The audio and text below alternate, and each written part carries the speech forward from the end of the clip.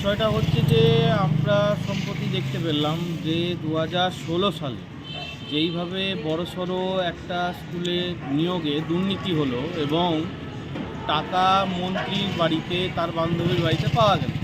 এতে যারা যোগ্য ছিল তারা তো একদিকে বঞ্চিত হলো, তারপরেও যারা ধরে নেন চাকরি পেল 26,000 শিক্ষক। সম্প্রতি আমরা দেখলাম সেই 26,000 শিক্ষকেরও চাকরি, তারপরে যে নিয়োগটা হলো সেখানেও একটা দুর্নীতি বলা চলে। সেখানে এক্সট্রা সুবিধা পাইয়ে দেওয়ার জন্য 20 নম্বর বাড়তি দেওয়া হলো। এতে 60-এ 60 যারা পেয়েছিল তারাও কিন্তু চাকরি পেল না।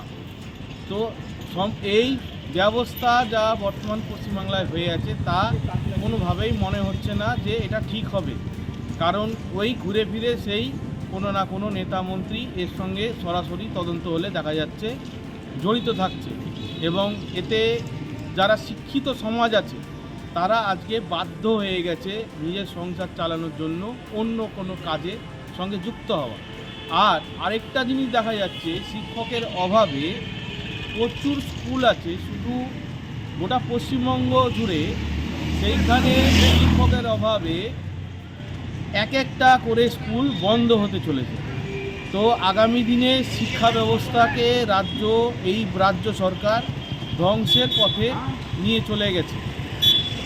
তো এটা পরিণতি মানুষ চাইছে, এবার একটা বদল চাইছে। অন্তত শিক্ষা, স্বাস্থ্য, এই পরিকাঠামো যেটা সরকারের দায়বদ্ধতা, সেটা যাতে ঠিক হয়।